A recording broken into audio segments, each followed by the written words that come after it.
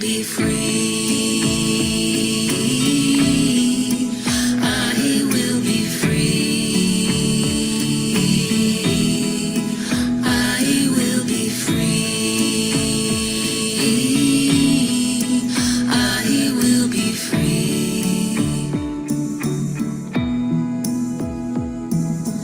Everything is holy when we are growing. We honor the journey of life, where a soul can find nurture, a person belong, no matter who or where they've come from. Everybody has a common song.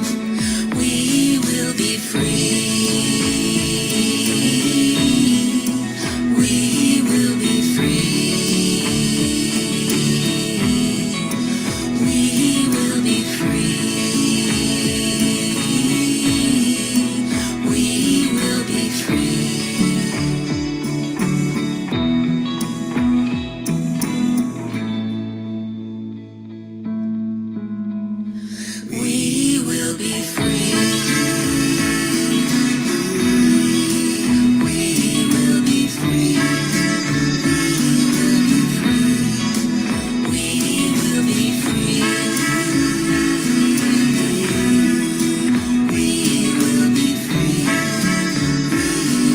free. We will be free.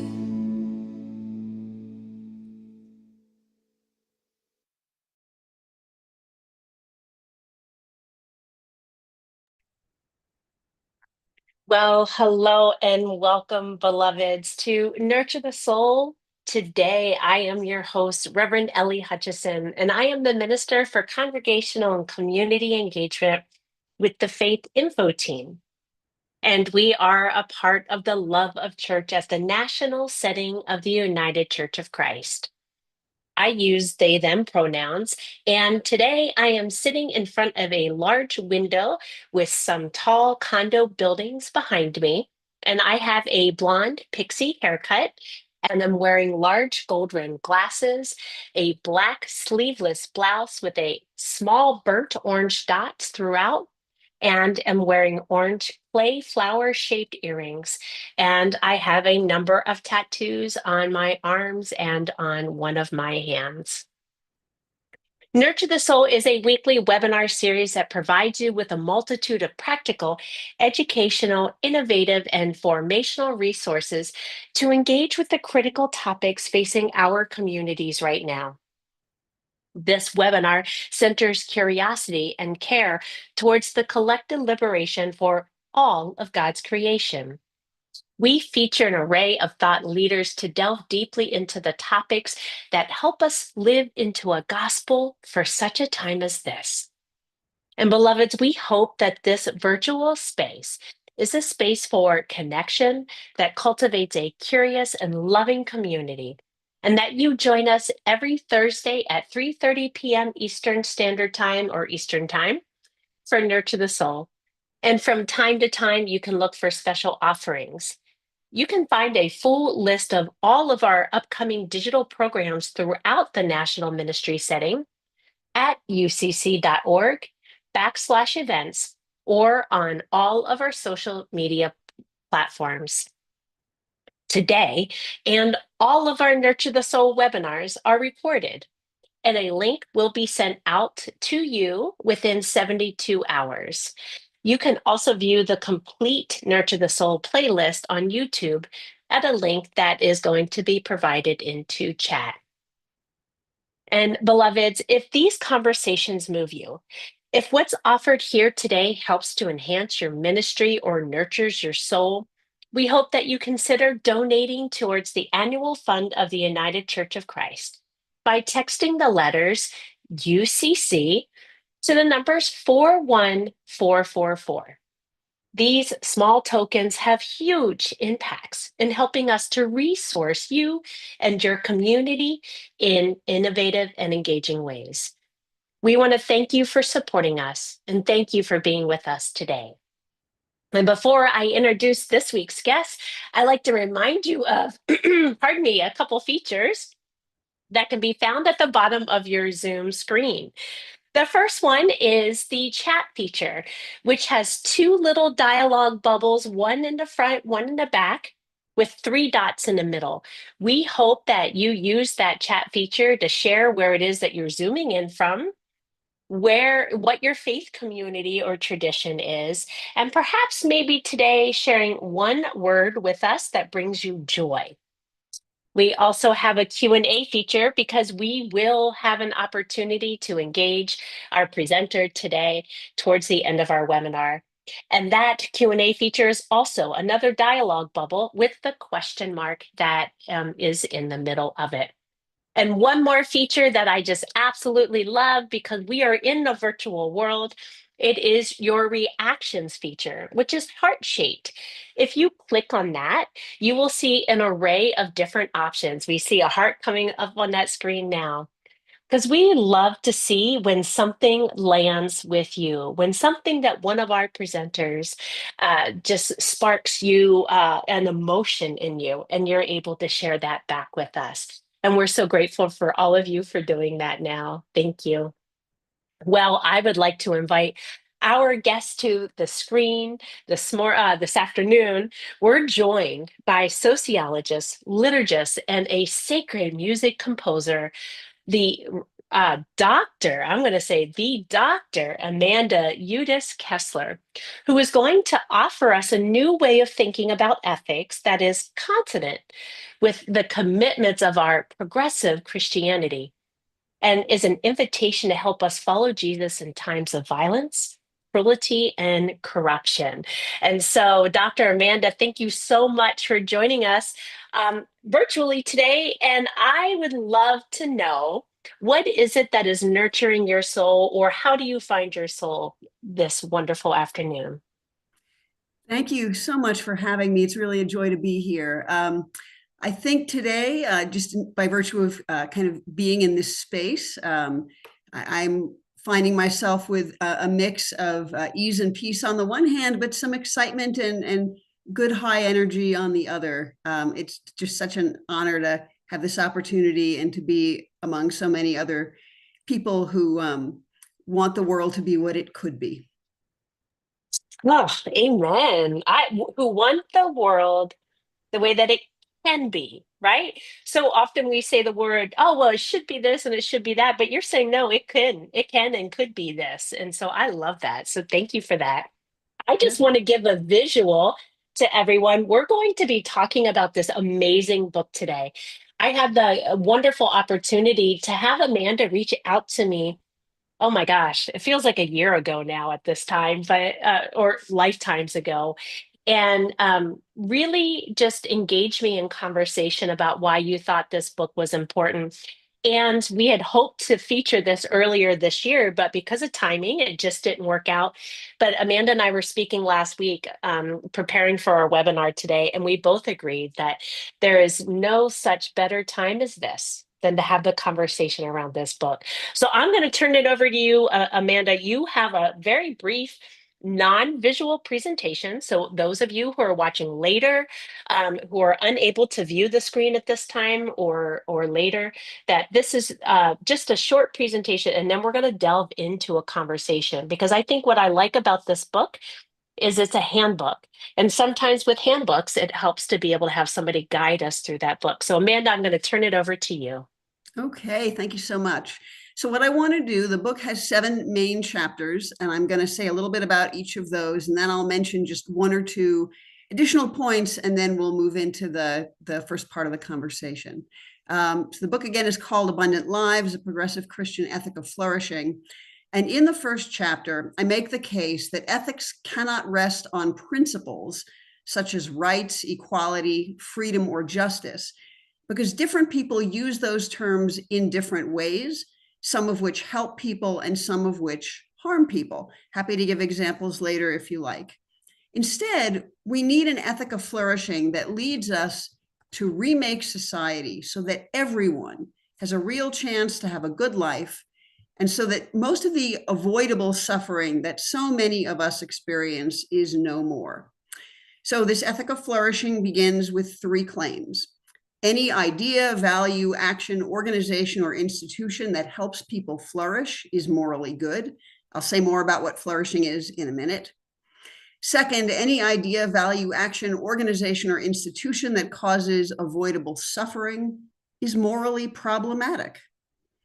And third, and very importantly, absolutely all people ought to have the opportunity to flourish and to avoid unnecessary suffering. So then chapter 2 begins to get more specific about what we mean by flourishing. And the way I do that is by considering some universal human attributes through which we flourish, fail to flourish, or suffer avoidably. For example, human beings are inherently embodied, and our embodiment means that we flourish, fail to flourish, or suffer avoidably in and through our bodies. So at a minimum, a society that supported bodily flourishing for all people would provide everyone with survival resources, food, water, clean air, housing, sufficient money to buy the things we need. Such a society would provide appropriate, comprehensive, affordable health care for all people. It would keep all people safe from violence, harm, and danger that damages our bodies or ends our lives. And such a society would enable bodily autonomy for all people, presuming that their actions did not harm other people. Because without bodily autonomy, we cannot make lives that will allow us to flourish in the ways that have integrity for us. And we can make parallel points about any number of other human attributes. I discussed 10 of them in chapter 2 of the book.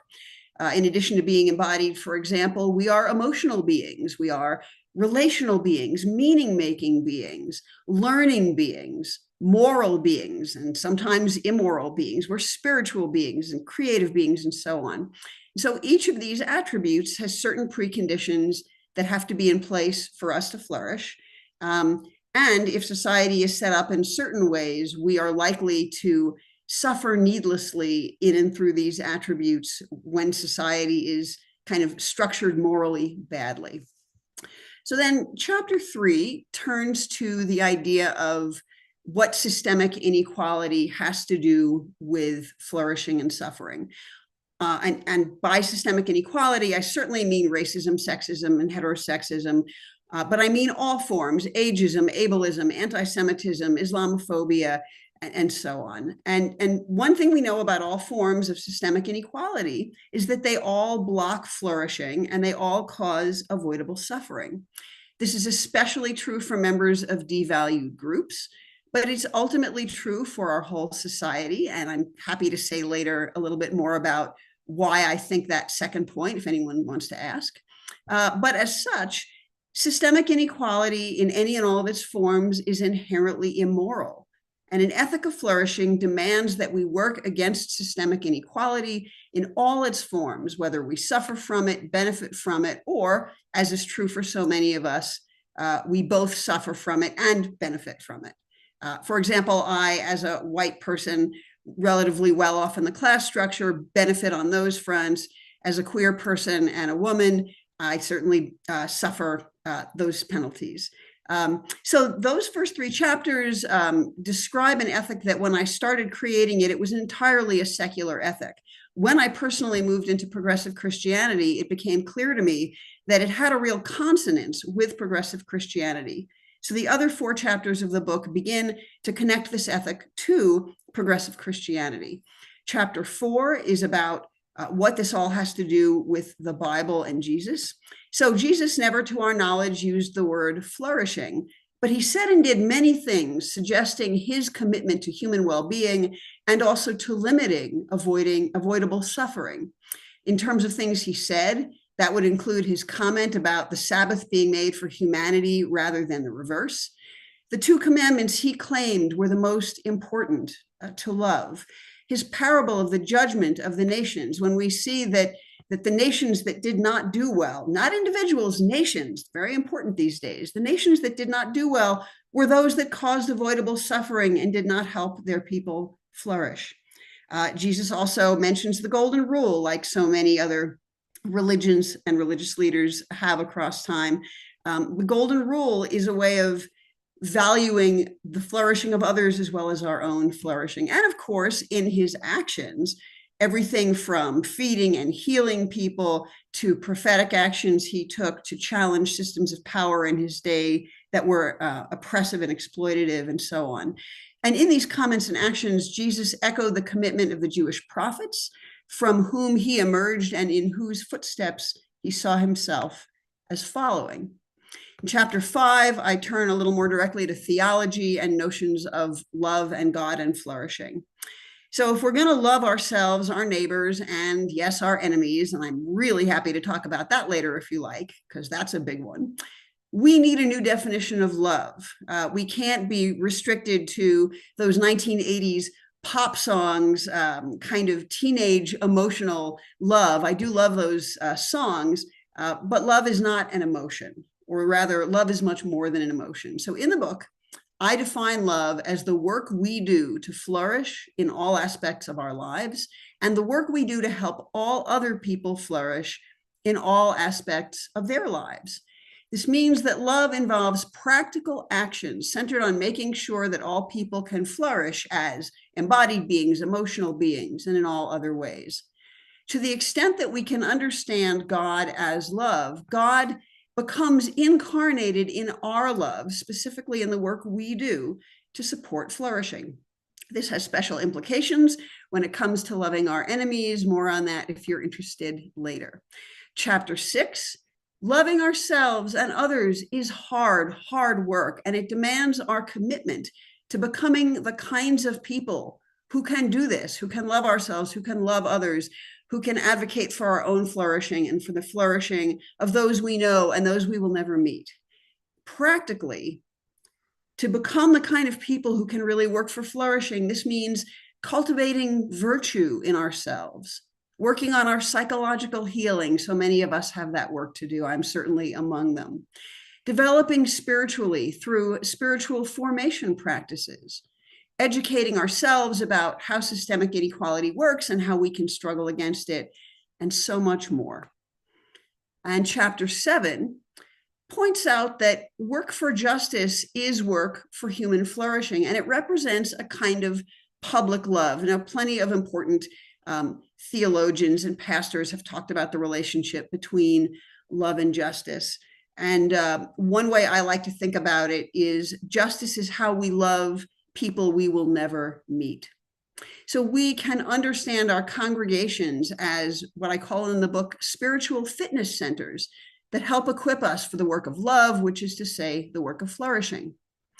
We can also make our congregations into laboratories for radical hospitality to enhance the flourishing of those who find their way to our doors. The book concludes with a vision of what the world could look like if we were all truly committed to the flourishing of all people, and with an invitation for us to, as they say in Star Trek, make it so. So that's a quick introduction to the book. When I first wrote the book, it was before the current administration was in place. And so at the time, I mostly talked about an ethic of flourishing. I've started since last November talking about dumpster fire ethics, and I'm happy to say more about that. But more recently, as things have kind of exacerbated in this country and gotten worse and more dangerous and more destructive, I've actually begun thinking about all of this in terms of Holy Saturday ethics, which I will say more about later if people are interested. Last thing I want to do before I turn this back to Ellie is to mention that whether or not you pursue getting a copy of the book, there is a freely available study and action guide for the book on the Pilgrim Press website on the page for the book that you can download with no obligation to buy anything. So if you are interested in this and would like to learn more, but don't necessarily have money to spend or know that you want to spend it yet, consider going to the Pilgrim Press page for Abundant Lives, scrolling down and downloading that free study and action guide. It will certainly give you some key points about the book and some things you might do. And with that, I will turn it back over. Oh, yes, Amanda. I got to see all of the reactions coming up and some of the things into chat. I definitely want to talk about flourishing. I would love for us to touch on spiritual formation. But as somebody who is, well, I don't know, I'm a published poet, but I won't, but not under my name. So you don't have to worry about searching for me. You won't find anything. But I am really curious at the dedication and the confidence and trust in yourself when you have an idea to say, I want to share this idea and I want to do it in a book format, right? I think it's important. So, what was that spark, if you will, where you were saying, I'm ready to write this book. And this is, yeah, and we'll talk a little bit about the changes from the dumpster fire ethics to where we're at now. But yeah, what was that spark for anybody out there who's contemplating writing a book or sharing something?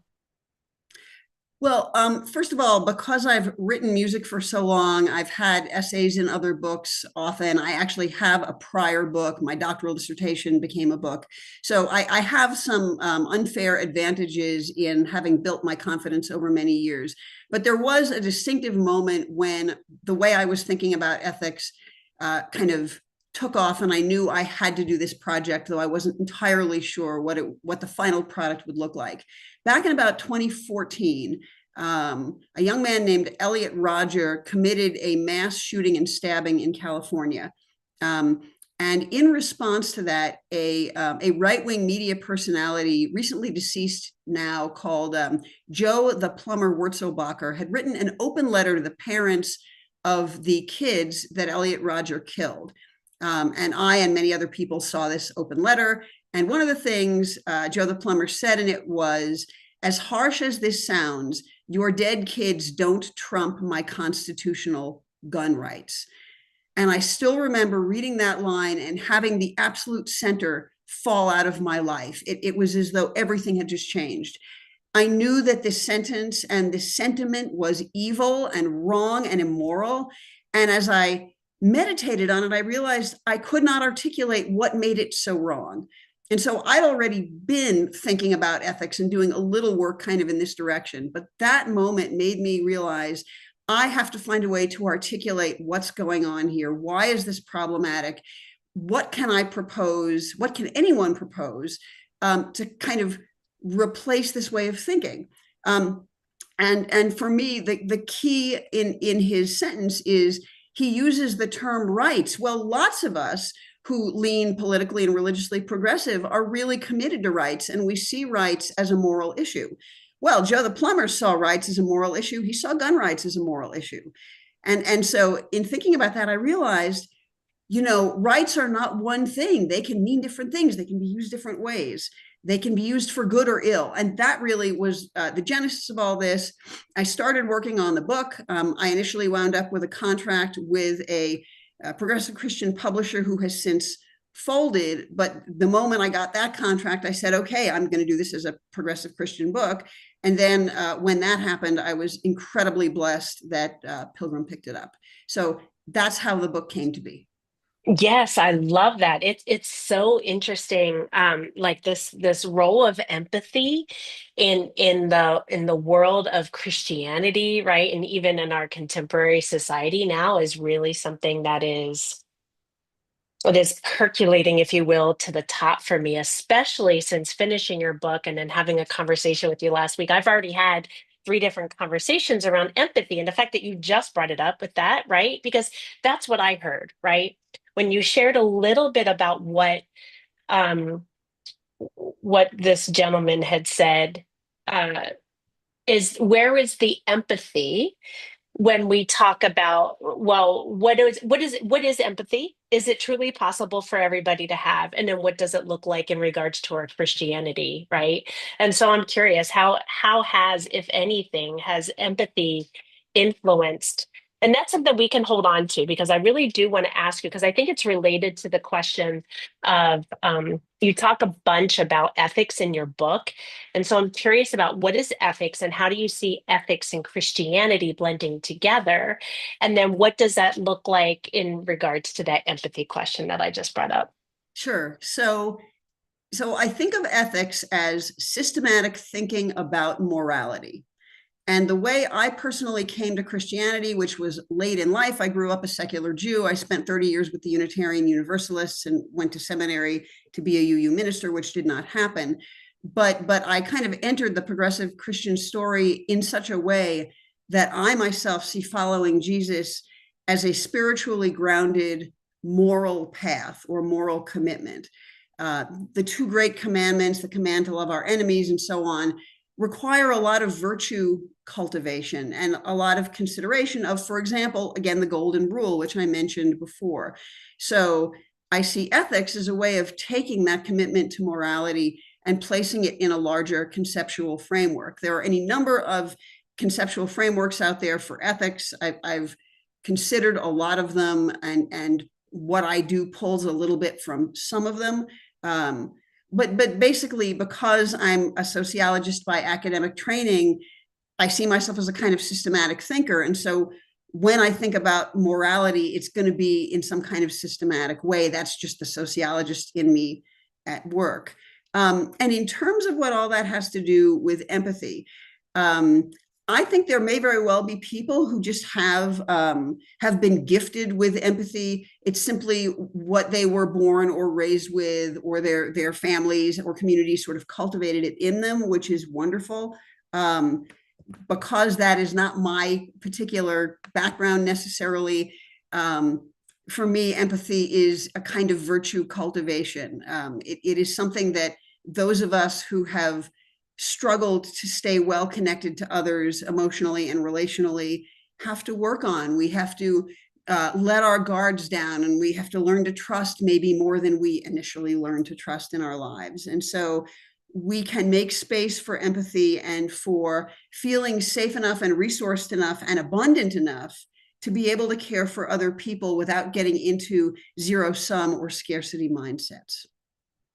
Yeah, I definitely want to talk about that scarcity mindset, because I think that that will go into a question that we'll talk about later. So, do you think empathy is possible? Like, do you believe, that empathy is innate in each of us and it has to be cultivated, or what do you think it takes us to reach, in an empathetic state, if you will? So William James, a long time ago, when he wrote The Varieties of Religious Experience, made a distinction between what he called once born and twice born people, those people who were kind of naturally spiritual and those people who had to go through a process of cultivating and developing their spirituality, whether that was building something up or letting their guard down or whatever. And for me, empathy is similar. I think probably almost anyone can cultivate it, even if they don't find it inherently natural to them. I mean, I'm sure there are some genuine sociopaths who can't. I don't want to, deny that that's a real possibility. But for the rest of us, I think, again, there are some people who are, in William James's firstborn language, who are just naturally geared to empathy. I'm very jealous of them. I think that's marvelous. And I'm not one of those people. But I have been able to cultivate it in my life through psychological healing, through spiritual formation. And I am really relieved that I had done enough of my own growth work by the time I ran into Joe the Plumber's essay, that my response to it was immediately a response of empathy, sadness, horror, for that shooting, for all the shootings, for all the violence, for all the harm, for all the unnecessary suffering. So is it possible? Absolutely. I see really empathetic people in my life often. I see empathy in myself sometimes. I strive to keep cultivating more and more of it as I go. Yes, yes, yes, yes, yes. I love everything, Amanda. I feel like you're preaching to us today. So thank you for that. Yeah. And I did promise somebody in the chat that I would share the cover of your book. It's a beautiful cover. It is a beautiful book. And you can also, I know that our tech support, Andrea, put that into chat as well. So you can look at it on your screen. It is in there again. So yeah, thank you for that. So grateful. You've mentioned a bunch of times that you talk about progressive Christianity or progressive in that way. I'm really curious at, especially, it came across my social media feed last night is this idea of how quickly our words change in today's culture, and in really how masterfully they have been co-opted for things that aren't necessarily what the intention was, right? I remember back in the day in the 2020, back in the day. Whew, that seems generations ago, y'all. But the 2020, when we were talking about defunding, right? Everybody was like, you can't, but yet in the state where I reside, they have 100% defunded public education, right? And so there's this co-opting of language. And so I'm curious, what does progressive mean to you? And in particular, what does like progressive Christianity mean to you? What does it mean for us to, especially for those who, live in small town and rural communities who are progressive? They may not be as progressive as some of these spaces, but they're more progressive than others. What does that look like for you? Sure. So I have been really heavily influenced by what used to be called the Center for Progressive Christianity. And these days, its website URL is progressivechristianity.org. So literally anyone, even if they are, the only liberal-minded person in a pretty small town, if they have internet access, could go look at the progressivechristianity.org website. It's an incredible community. It certainly has overlap with the UCC, though it is not sort of strictly a UCC community, but a lot of the greatest progressive Christian writers are connected there, thinkers are connected there. I actually write a column for their Progressing Spirit newsletter. And so they, over the years, have come up with various definitions of what it means to be a progressive Christian. And most recently, they have these 5 core values. And I'm actually going to take the time to read them aloud because to me, this is pretty close to perfect. They say, by calling ourselves progressive Christians, we mean we are Christians who, 1, believe that following the way and teachings of Jesus can lead to experiencing sacredness, wholeness, and unity of all life, even as we recognize that the Spirit moves in beneficial ways in many faith traditions. 2, seek community that is inclusive of all people, honoring differences in theological perspective, age, race, sexual orientation, gender identity / expression, class, or ability. And by the way, we could probably add to that one, but that's what they say. 3, strive for peace and justice among all people, knowing that behaving with compassion and selfless love toward one another is the fullest expression of what we believe. 4, embrace the insights of contemporary science and strive to protect the earth and ensure its integrity and sustainability. And 5, commit to a path of lifelong learning, believing there is more value in questioning than in absolutes. So they don't use the word humility in there, but to me, that's a hugely important word. So I love those core values, and I think all of them directly or indirectly support human flourishing, and they call us to work against avoidable human suffering.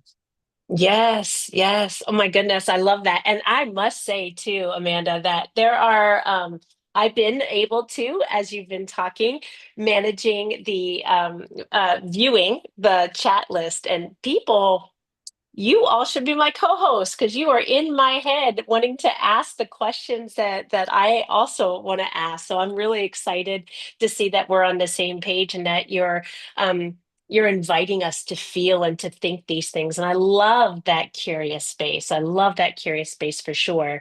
You talk about in your presentation a little while ago, you alluded, I should say, to Holy Saturday ethics. So going from the title of this webinar, right, dumpster fire ethics, to this Holy Saturday ethics. Can you spend some time on this, and why do you believe it is so relevant for us today?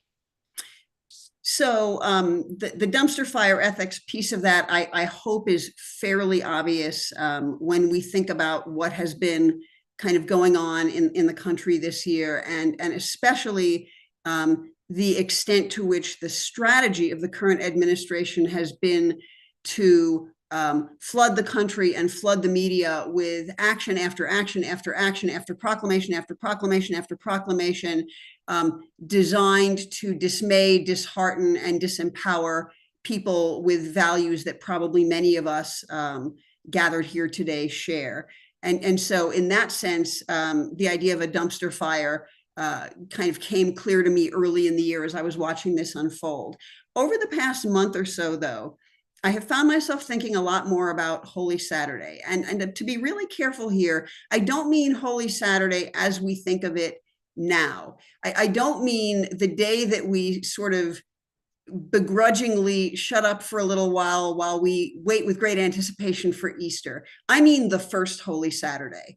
And to be clear, I don't know that that was one day. There are many ways of understanding the resurrection story. I don't know if it was a day, a week, a month, a year. I don't know how long it took for Jesus's followers to re-encounter him. That's not super important.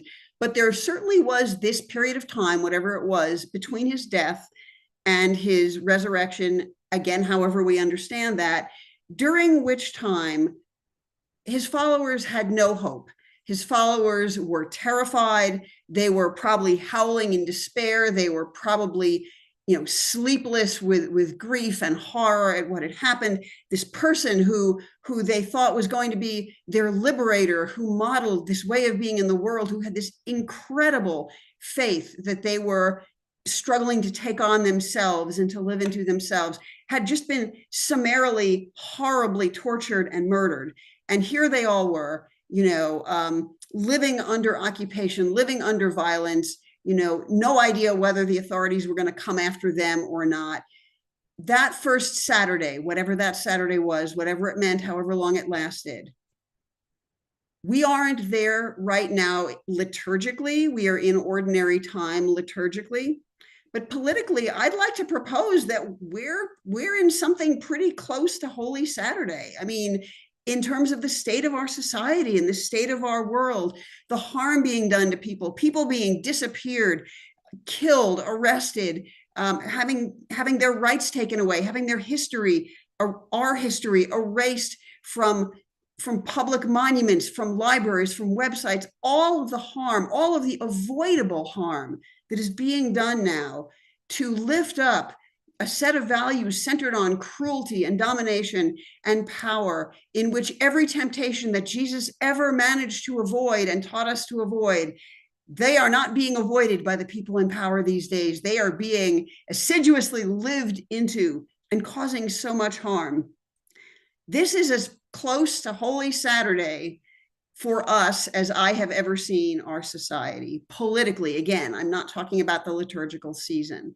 And so if we are in a kind of Holy Saturday, if we are in between the time when the harm is being caused and when the hope is being observed, when the positive change is visibly in place, if we are in between those times, if we're in a liminal space, what are we supposed to do? What does it mean to act ethically now? And yes, it does mean all sorts of concrete things, feeding the hungry, housing the unhoused, advocating politically for rights and democracy. I mean, of course, it means all those things. But in terms of us managing our own ethics, living in our own integrity, what on earth can we do when we may not have a lot of power over the political outcome? Yes, we have to act as though if we act collectively, we will have the power. I just actually released a new song called When Enough of Us Say No. So I do believe that. But for those moments when we are in despair and terror and deep grief and rage, what is our ethical obligation at that moment? What is our Holy Saturday ethical obligation? And I think it is to understand what being in our integrity means to each of us, to figure out what the next right thing is for each of us to do. It will differ from person to person. Some people really need to be out in the street. Some people need to be writing music. Some people need to be, tending the lost, last, and least of these. We all have work to do. understanding what work has integrity for us, what work we are aligned to, what is our plumb line, what is our North Star, and doing that and staying true to our integrity no matter what happens to us, not giving in, not selling out, whether that means we get arrested or harmed or lose privileges or lose power. Now, I am speaking as a white, relatively well-off person, so I am absolutely not saying that people who are targeted more than me necessarily should be, led to think they have some obligation to take even more risks than they have to take by virtue of, say, being BIPOC in a white supremacist society. I don't mean that. But for those of us who do have some privilege and power, we have to live into the risks that being true to ourselves and true to the truth of how immoral the society currently is, that's our obligation, no matter what risk it brings. Yes, oh my God, we could spend another hour on this, but before we do, just kidding, y'all, we're not going to be here for another hour, but we could be. I want to invite you, for some of you, you have been using the Q&A feature, which is that dialogue bubble with the question mark. Please go ahead and populate that. We'll be getting to that in just a moment, but I want to elaborate a little bit more on that last response, Amanda, because it was so rich. So if we can meander in that a little bit. We've in your book, you mention a lot about embodiment, right? Embodied practice, embodied solidarity and stuff. And to me, when I think about Good Friday, when I think about Easter Sunday, and then the Holy Saturday in between, right? Just for some reason, or maybe not for some reason, whatever. This week has been incredibly heavy for me. Last week and this week have just been, and I don't pay attention to the news. I don't subscribe. I don't need to. I know what's going on. I do pastoral care support for my congregation. I work inside the prison. I get to meet amazing people like you. So I provide care for people no matter what's happening in the world, right? And I need to be my fullest and best self for people when I can be. And so for me, paying attention to the news and doing the doom scrolling, as folks say, it's just not in my capacity to do. But I embody the deep grief for the things that have happened since the shooting last week, to the flotilla, that's happening this week, and all of the things in between, right? So I imagine you have the deep grief and then you have this joy slash curiosity, like what's next? And then we have that middle, right? So that middle of ambiguity, that middle of that liminal space of not knowing. What I hear you say is you're inviting us to be uncomfortable. Yes. And I should say, one of the next books I want to write is called Tidings of Discomfort and Joy. I literally recently had published an essay called Tidings of Discomfort and Joy that I'm happy to make available to anyone who contacts me if they want to. I have a background as an anti-racism trainer, focusing specifically on doing that as a white person, a European descended person, working with European descended people. And one of the workshops I used to give regularly was called White Discomfort. I gave it until someone got so uncomfortable at it that I was essentially asked to stop giving it, which tells you a lot. I think discomfort is one of the most important things that we who have any privilege or power can practice. And in fact, I would go so far as to say that it is our discomfort that will save us in some sense.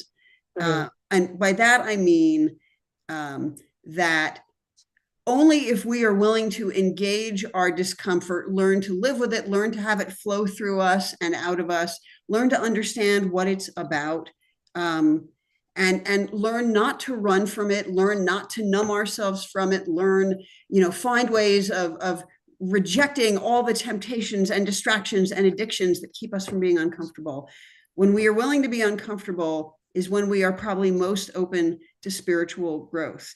At the same time, the other sort of half of that cycle is our spiritual growth practices and our psychological healing practices will help us better engage with discomfort. So it really is, there's sort of a positive cycle where as we continue to develop spiritually and psychologically and morally, we become, we have more and more capacity to be uncomfortable. And as we have more capacity to be uncomfortable, we have more capacity to hold the pain of the world without succumbing to it, and while figuring out what our role is in working to heal it. Yes. Yeah. Thank you. I want to invite all of us just for a moment to, however it is that you find yourself in this moment, just to breathe. And that could be for some of us, like myself, who's asthmatic and currently in a state where this is compressing my chest right now. Being intentional with filling our body up with the breath of life. Inviting you to hold it if you would like, and then just to let it go.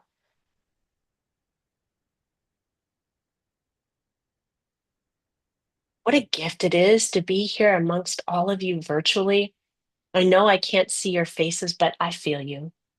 I feel you, yeah? Amen? And keep breathing.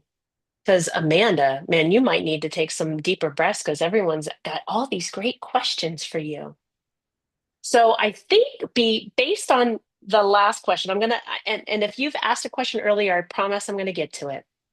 But an audience member said, can you please unpack the idea of an embodied love even for your enemies? What does that mean? And I'm going to pair that up with another question that says, well, what do you mean, or what do you do? Perhaps this embodied love goes into it when you have family members who think very differently from you and use their rights, in quotation marks, to justify harm to those who you try to uplift and protect. So what is embodied love? And then what is it that you use with your own family members? Well, I am fortunate to not be in that situation in terms of my family. So I'm gonna actually break those into two questions. The embodied love of enemies question, again, is a book length question, which is why it's hopefully my other next book. So in addition to wanting to write Tidings of Discomfort and Joy, I also have a project to write a book called How to Love Our Enemies. And the embodied love of enemies may or may not involve feeling generous toward them or emotionally wishing them well. I think before we get to any of that, what we absolutely can do is work for the flourishing of our enemies as we work for our own flourishing, as we work for the flourishing of the people we like or love, and so on. And so I really want to be mindful of time, but I need to say a little bit more about what I mean by that. You're fine. We go over. When it's rich like this, we go over. You're good. Okay.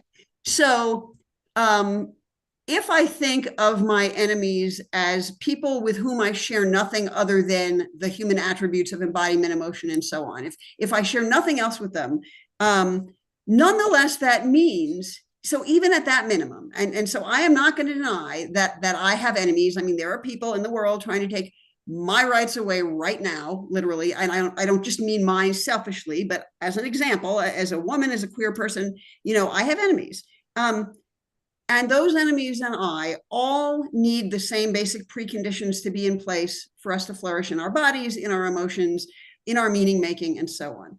So to the extent that my enemies also need affordable, comprehensive, accessible healthcare, any work that I do to support healthcare for all people, whether that's donating money, teaching about the topic, being an advocate or activist in the streets, talking to my congresspeople, whatever, anything I do to support healthcare for all, just as one tiny example of which there are literally thousands of examples.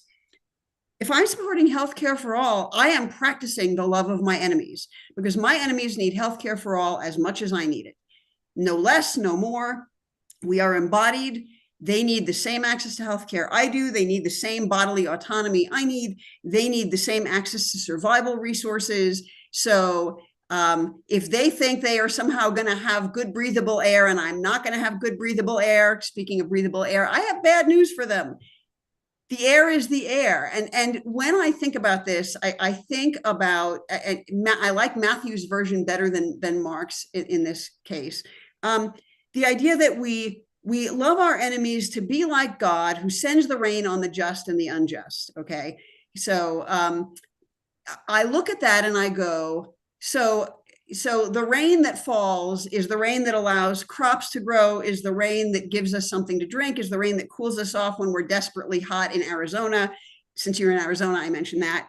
So we are not God. We do not make the rain fall on the just and unjust. But what we could do is make survival resources available for the just and unjust, make medical care available for the just and unjust, make bodily autonomy available for the just and unjust. There's so much more to say, but I'll stop there. To me, our work in the world is our embodied love of our enemies when we are working for the flourishing of all people. To the second part of the question, that is an incredibly painful situation to be in when it is your own family who are betraying your integrity in that way. And I don't have concrete advice that would, fit a given situation unless I'm talking to someone and they explained their particular situation, and then I can, try to say something. But what I would say is, to the extent that we can understand that all of us are limited, all of us struggle, all of us have failings and frailties, that doesn't mean we should not be attached to our values. Or give up our values for other people. But understanding that we are meeting our enemies who may be our family, and that we are all imperfect yet beautiful people who can do great good and cause great harm. And remembering that, and remembering that there is sacred love that is as much for our enemies as for us, as much for our family members who despise us as for us. And I mean, I shouldn't be saying us. I'm fortunate not to be in that position. But I think the most important thing to any of you who struggle with family situations like that is ground yourself in chosen communities, ground yourself in your prayer life, ground yourself in anything that will give you access to that experience of sacred love, unconditional welcome, the good things, the true beauty of what Jesus experienced and tried to model for other people. So when we are held in that kind of love, it does not mean that we're going to have great relationships with our toxic family members or our unhealed family members, but it does mean maybe we will remember that we are more than their rejection of us. They are more than their rejection of us. And Ooh. We are more. We Yes. who are rejected by them are more than their rejection of us. They're rejected. But they are also more than their rejection of us. So Brian Stevenson, the brilliant civil rights attorney and writer, says in his book Just Mercy, which, by the way, all of you really need to read if you haven't yet, old but still really important. He says one of the things that allows him to work with prisoners on death row who have, in some cases, done truly horrible things is all of us are more than our worst moment, our worst action, our worst thought, our worst impulse. Whether we have engaged that worst impulse, said that worst thing, done that worst thing, we are all more than it.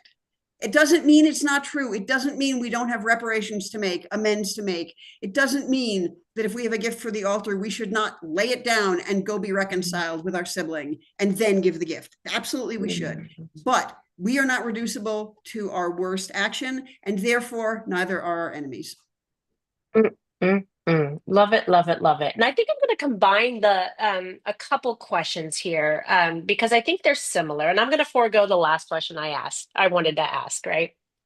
Somebody asked, how can we organize and show up safely in a climate that instills fear and promotes silence?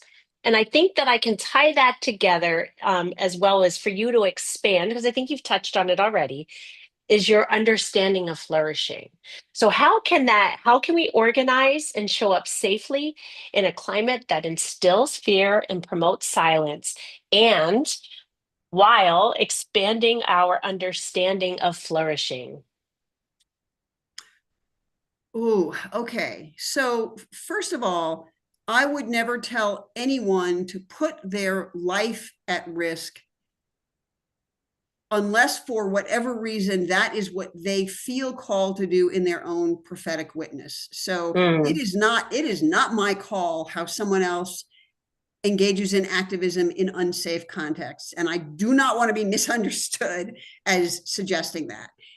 If someone feels a call to be a witness in the streets, to put their body between the truly devalued and the oppressors, I also would never say don't do that. I mean, that call is on some people, it's not on other people. I think there are kind of two components of safety. Both of them are related to aspects of flourishing. One of them is being well grounded spiritually and psychologically before we go into those situations. And that has to do with the fact that we indeed are spiritual beings, which I talk about in the book. We are also meaning-making beings, so we need to have an understanding of the world that enables us to act in it. And if we understand the world as a place that may be dangerous, but in which nothing can separate us from the love of God, however we understand that, that can actually provide a certain kind of moral safety or psychological safety. If we are grounded in prayer, whatever that looks like for us, if we're grounded in community ritual and so on. So all of those pieces will help us be maybe not physically safer. I don't know, depends on the situation, but at a minimum will help us be sort of existentially safer. Because if we go put our lives or our bodies at risk, we will do so from a place of peace and compassion. And again, I want to be really careful. I'm not saying any individual specifically should do that or not do that. I'm saying for someone going to do that, doing it in community with other people who are equally well grounded is really important. And that has to do with flourishing emotionally, flourishing spiritually, flourishing morally, flourishing as meaning-making beings. So all of that, to me, is kind of a piece. Mm.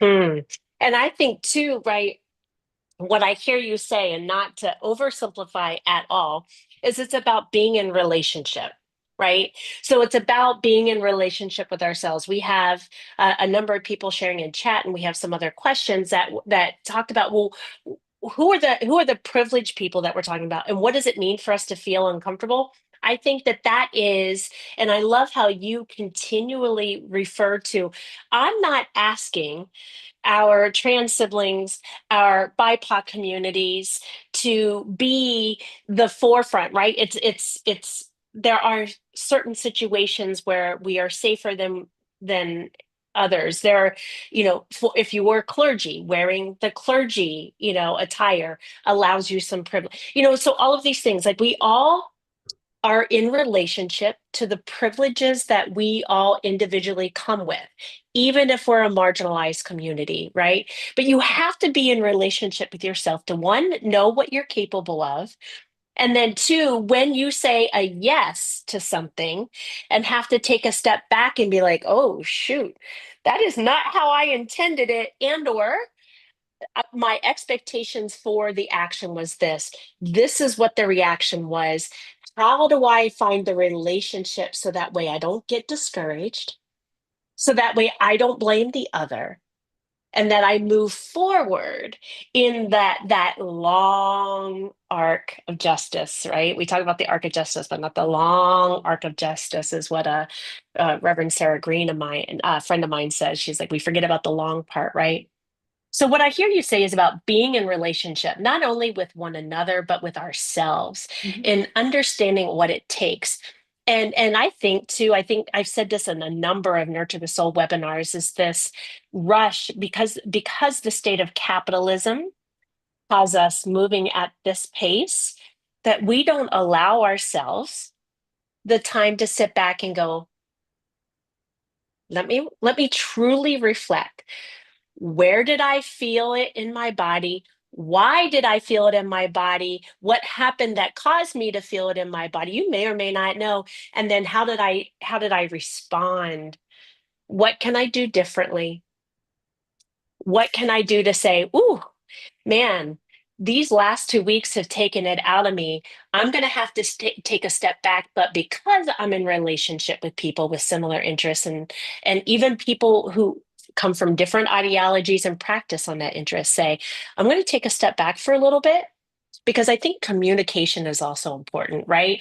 I think in a world where we think social media and we think our phones and all this stuff is communication, and it is. It's just one of the many ways. And so, yeah, I invite us, right, to think a little bit about what being in relationship, what being in community, what communication looks like, and then what we are able and willing to give, Um, somebody said it seems like you meant to say we're in a world on fire, more the of that Holy Saturday image. Can you think a little bit about that dumpster fire? We keep returning to that dumpster fire. It's kind of a violent image to return to. What does that mean for us to return to that? If you can you help us think a little bit more about the dumpster fire as a way of understanding our time? Sure. So part of part of that image for me is that it isn't just one dumpster fire, it's a lot of them. Mm, And so we have to figure out which one we are going to address first, or which one is the biggest pain point for us, or holds the biggest hope for us. But I'm going to bring up maybe an unusual word in response to that, which is humility, because in what you were just talking about, the whole notion of relationality, I think the key is the idea that humility is not the opposite necessarily of pride. So I mm, actually also think a lot about humble pride in a queer context. Humility is the opposite of shame and humiliation. Humility is the situation of being in right relationship with other people, with oneself, with the world, with the planet, and so on. And so, and sometimes that does indeed mean stepping back and resting. The earth rests. There are natural cycles, and we are creatures of the earth, and that's another piece to try to understand that late stage extractive capitalism simply wants us to forget about. But so when we are well grounded, when we are in right relationship with ourselves, with others, with the sacred, we can again kind of return internally to our integrity, to our plumb line, whatever that looks like, and ask, what dumpster fire before me is the most immediate concern? What is the next action I need to take? Which marginalized or suffering community is my immediate obligation to? And so part of the power of the image of a dumpster fire is not just the sense that it is dangerous and powerful, but that it's out of control. mm, When we have the humility to stop, to breathe, to say, I don't need to react. I can breathe and ask how to respond. I can ask which is the next right action. When we say, yes, this seems to be out of control, but I don't have to be out of control. I can choose to remain in enough control to make a conscious, thoughtful decision. Even if we can't save the world, I think that is the kind of integrity we need to be cultivating now. mm, mm.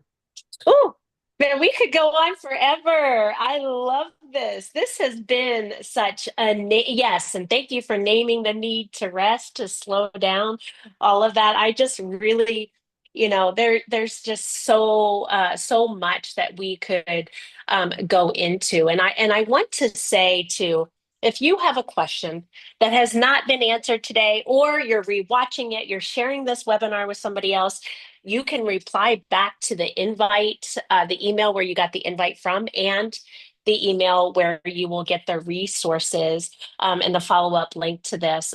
We will be sure to connect you to Amanda for more. So I want to say thank you for that. And I want to thank you all for joining us on this webinar today, whether you joined us live. And look, I don't think you all know how much it means to me to know and see how you all crowdsource in the chat. That means you bring your own comments, your theologies, your ideologies, your resources, your references to our group setting. That's a mutual aid in intellectual and curiosity. So I wanna thank you all for doing that. Thank you for sharing your emoticons, for your questions, and goodness, to our presenter. Um, wow, Amanda, I'm in awe of you. We will definitely have you back for part two at some point in time. And I know Amanda is going to be presenting in Colorado in a few short weeks at a conference. Is that correct? The Prophetically Reimagining the Church Conference. You have a session there. So I want to thank you, Amanda, for all of your thought labor, all of your passion, your ability to delve deeply into the difficult topics, and just really to introduce us to ask ourselves and invite us to ask ourselves some more questions. So grateful for that. Thank you for our tech and media team for helping us to make this and all of our webinars possible in the live format and in the post-viewing format.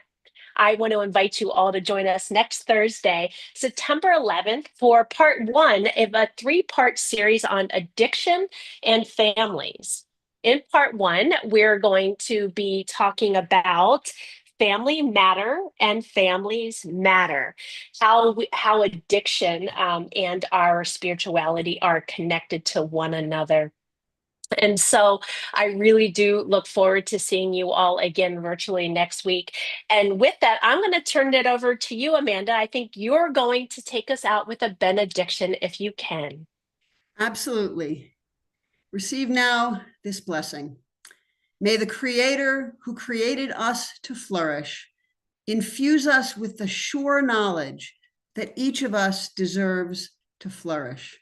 May Jesus, who we call the Christ, be our model and our invitation to co-create the kingdom of God as a realm of flourishing for all people, especially those who suffer avoidably now. And may the Spirit, who surprises and re-energizes us in our most difficult moments, open our hearts so that we may know the trust and joy that this moment demands of us, that our very lives become and remain good news for this broken and beautiful world. Amen.